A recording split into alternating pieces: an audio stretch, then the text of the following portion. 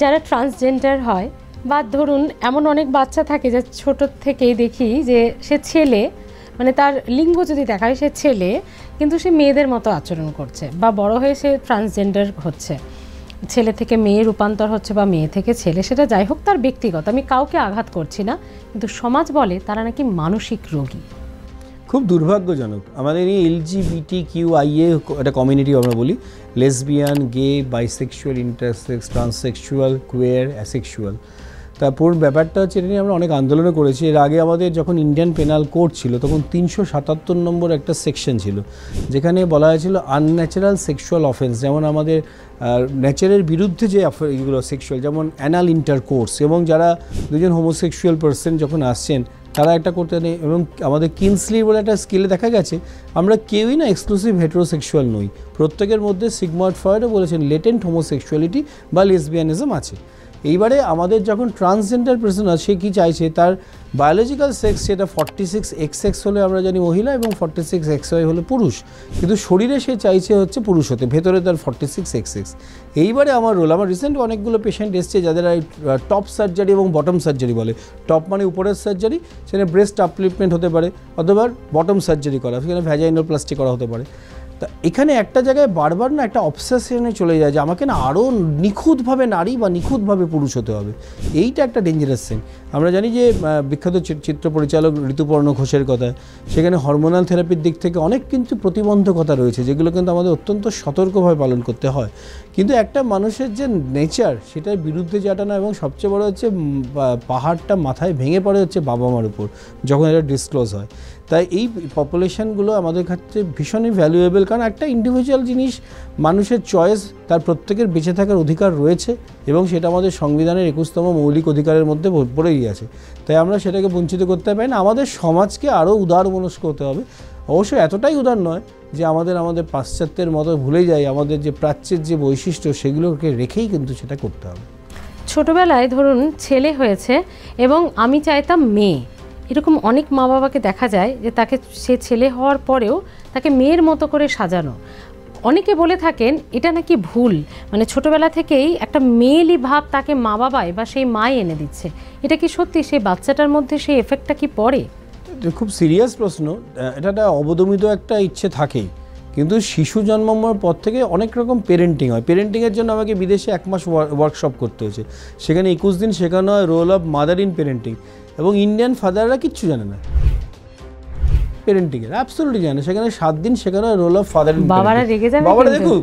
এবং বিপ্ল্যাব বলে হয়, বিহেভিয়ার অ্যান্ড পেরেন্টিং ল্যাবে প্রফেসর অ্যারিয়াল কেলের, ইউনিভার্সিটি কলেজ অফ লস অ্যাঞ্জেলেসের আমাদের এই বিগ বস খেলার যে প্রতিযোগিতা হয়, সেরকম দেখানো দুজনকে একসাথে রাখা হয় একটা ঘরে, বাবাকে আর বাচ্চাকে। সেখানে মা ঢুকবে না, এবং বাচ্চাটা বাবার মাথায় ঝুঁটি বেঁধে দিচ্ছে, বাবার পিঠে উঠে যাচ্ছে, ঘোড়া বানাচ্ছে, আবার বাবা কখনো কখনো তাকে করছে, খাওয়াতে গিয়ে ভুলভাল করে ফেলছে। কিন্তু দেখা যাচ্ছে যে বাবা হচ্ছে সেই ফিগার যে হচ্ছে স্পাইডারম্যান, সুপারম্যান, হিম্যানের মতো উইকেন্ডে আসবে, এবং সেখান থেকে সেটা চমকপ্রদ কিছু করবে, অ্যাডভেঞ্চারাস, সাহসটা বাড়াবে। আর মা হচ্ছে দৈনন্দিন প্রয়োজনের প্রত্যেকটা কাজে লাগবে। মা আজকে আমার স্কুলের এটা লাগবে, মা আমার পিরিয়ড শুরু হয়ে গেছে, আমার স্যানিটারি ন্যাপকিন লাগবে, এগুলো কোনোদিনও বাবাকে বলবে না। কিন্তু মা হচ্ছে নিরাপদ আশ্রয়টা দেবে রোজ প্রয়োজনে, আর বাবা হচ্ছে সে একটা অ্যাডভেঞ্চারাস জায়গায়। তাই বাবা মা পেরেন্টিং হচ্ছে একটা যৌথ দায়িত্ব, দুজনে মিলে একসাথে করতে হয়। এইবারে মজার পেরেন্টিংগুলো যদি বলি, যে সমস্ত মায়েরা বাচ্চাকে আগলে আগলে রাখে, ইনভ্যারিয়েবলি তাদের ভবিষ্যতে কিন্তু ওই বৌমারা এসে শাশুড়িকে বৃদ্ধাশ্রমে পাঠানোর মতো একটা পরিস্থিতি তৈরি হচ্ছে। কারণ একটা অদ্ভুত পাওয়ার স্ট্রাগল হয়।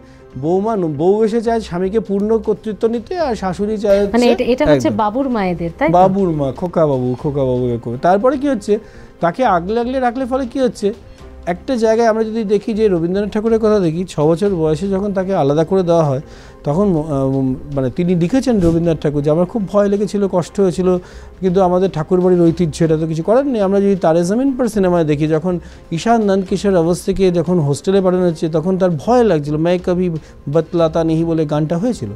তা আমাদের একটা জায়গায় সেই ধীরে ধীরে চাইল্ডের একটা স্টেপ আছে, আমরা বলি এরিক এরিকসনের 8 স্টেজ অফ লাইফ সাইকেল, যা পেঁয়াজের খোসার মতো যা পেঁয়াজে বলেছে যে 4টে স্তরে আমাদের শিশু মনস্তত্ত্বের বিকাশ হয়। সেগুলো বড় বড় বই আছে, এরকম 4টে বই মাথায় দিয়ে আমার 2বার সার্ভাইকাল স্পন্ডিলোসিস হয়ে গেছিলো পড়তে। তা আমরা সেই জায়গাগুলো একটু আসি, পেরেন্টিংয়ের জায়গাগুলো ভালো করে বুঝি, এবং মনে রাখতে হবে যে parents should be friendly, but they could never become friends. বাবা মা ভাবে যে শিং ভেঙে আমরা বাচ্চার একদম বন্ধু হব, কোনো দিন হতে পারবে না। তাই বাচ্চার বন্ধুর মতো হওয়ার চেষ্টা করুন, বন্ধু কখনো হবেন না। মেনোপজের পর অধিকাংশ মহিলাই কি মানসিক সমস্যায় ভোগেন? মহিলাদের কোনো মানসিক সমস্যা হয় না, যেটা হয় আমাদেরই হয়। মেনোপজটা আসার সময় তাদের একটু খিটমিটে তিরিক্ষি মেজাজ হয়ে যায়, কারণ একটা সময় ইস্ট্রোজেন, যেহেতু ইস্ট্রোজেন হরমোন যতদিন নারী দেহে ফল্গু ধারার মতো প্রবহমান হবে ততদিন মন এবং শরীর দুটোই ভালো থাকবে। ইস্ট্রোজেনটা কখন কমে যায়? একটা হচ্ছে ধরো মেনস্ট্রুয়াল সাইকেলের মাসিকের শেষ 7 দিনটা খুব খিটমিটে মেজাজ হয়ে যায়, আমরা বলি প্রি মেনস্ট্রুয়াল ডিসফোরিক ডিসঅর্ডার। প্রেগনেন্সিতে throughout the pregnancy oestrogen নেই, প্রোজেস্টেরন দাদাগিরি দেখাচ্ছে। যেই ডেলিভারি হয়ে গেল ঝাপাস করে প্রোজেস্টেরনটা নায়াগ্রা জলপ্রপাতের মতো পড়ে গেল, তখন পোস্টপার্টাম কিছু সাইকোসিস বা ডিপ্রেশন হয়। আর মেনোপজ যখন আসবে, শুধু মেনোপজ কেন, মেয়েদের ছেলেদের অ্যান্ড্রোপজও আসে, অ্যান্ড্রোপজের কথা আমরা বলি না, টেস্টোস্টেরন এদিকে কমে যাচ্ছে, তখন এই যখনই হবে তখন একটা খিটমিটে মেজাজ, রাগ, বিরক্ত ভাব এগুলো চলে আসে, একটা সাপোর্ট দরকার। আর্টিফিশিয়াল মেনোপজ মানে যাদের ক্ষেত্রে আগেই জরায়ু বাদ হয়ে যাচ্ছে, 32-33 বছর বয়সে জরায়ু বাদ, তাদের ক্ষেত্রেও সমস্যা হচ্ছে। আগে আমরা ইস্ট্রোজেন পিল দিতাম, লো ডোজ একটা কনজুগেটে, কিন্তু তাতে দেখা যায় কিছু কিছু ব্রেস্ট ক্যান্সারের চান্স বেড়ে যায়। কিন্তু এখন আমাদের যে সমস্ত অ্যান্টি ডিপ্রেশন ওষুধগুলো আছে, SSRI, SNRI, দারুণ কাজ করে। এবং পোস্ট মেনোপজাল এই ডিপ্রেশন সিন্ড্রোমের সবচেয়ে নিরাপদ, সবচেয়ে ভালো ওষুধ হচ্ছে এই অ্যান্টি ডিপ্রেশন SSRI গ্রুপের ড্রাগস। স্যার অনেক ধন্যবাদ, এত ব্যস্ত সময়ের মধ্যেও আমাদের সময় দিলেন।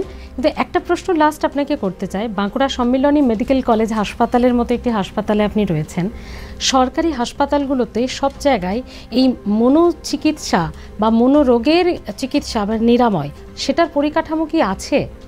23 বছর চাকরি করছি, কলকাতার ছেলে হয়েও প্রচুর জেলা ঘুরলাম। তা বাঁকুড়াতে কিন্তু সেই 1996 সালে প্রথম ডিস্ট্রিক্ট মেন্টাল হেলথ প্রোগ্রাম সারা ভারতবর্ষের মধ্যে চালু হয়েছিল। কিন্তু আমাদের যে টোটাল 37টা মেডিকেল কলেজ আছে, তার মধ্যে মাত্র 8টি মেডিকেল কলেজে আমরা এখনও ECT দিই। তার মধ্যে বাঁকুড়া মেডিকেল কলেজ একটা অন্যতম। ECT মানে হচ্ছে ইলেকট্রোকনভালসিভ থেরাপি। আমরা রুটিন করে OT বুক করে যে সমস্ত সিভিয়ার ডিপ্রেশনের পেশেন্ট, তাদের ব্রেনে কারেন্টের চার্জ দেওয়া, যেরকম মডিফাইড অ্যানেস্থেসিয়া করে আমরা সেরকমভাবে দিই। পেশেন্ট তো সব জেলাতে, সব মানুষ, প্রচুর পরিমাণে মানসিক রোগী আসছে, প্রচুর ক্লিনিক চালু হয়, স্যাটেলাইট ক্লিনিকও আমাদের আছে। এছাড়াও যেগুলো টোব্যাকো সিজেশন ইউনিট আছে নেশা ছাড়ানোর জন্য, national tobacco control programme, NACO মানে ন্যাশনাল এইডস কন্ট্রোল অর্গানাইজেশনের আন্ডারে আমরা OST প্রোগ্রাম মানে ওপিওয়েড সাবস্টিটিউশন থেরাপি, হেরোইন অ্যাডিক্টদের জন্য প্রচুর। নেশার জগৎ তো বিরাট, এবং তার জন্য আমি এর আগের একটা সেই জায়গায় ETF মানে অ্যাডিকশন ট্রিটমেন্ট ফ্যাসিলিটি, যেটা কিন্তু MOSJ মানে ministry of social justice and এম্পাওয়ারমেন্টের সাথে, নিমহ্যান্সের সাথে এবং PGI চণ্ডীগড়ের সাথে, এইমসের সাথে কোলাবোরেশন করে আমরা করেছিলাম। তাই এইগুলো আরও মানে সরকারি দিগন্ত উন্মোচিত হবে। তবে সরকারি জায়গায় একটাই সমস্যা আমাদের, সেই লাস্টে বলো ম্যান আর মানি, মানে ম্যান পাওয়ারটা আর মানি। আজকে তুমি বিল্ডিং বানাচ্ছ কিন্তু ম্যান পাওয়ার নেই, তাহলে তো হবে না। তাই ম্যান পাওয়ারটা সেখানে ভীষণভাবে দরকার।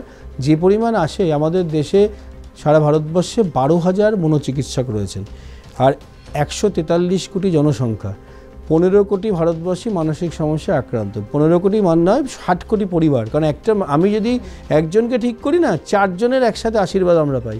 এটা আমাদের সাবজেক্টের বৈশিষ্ট্য।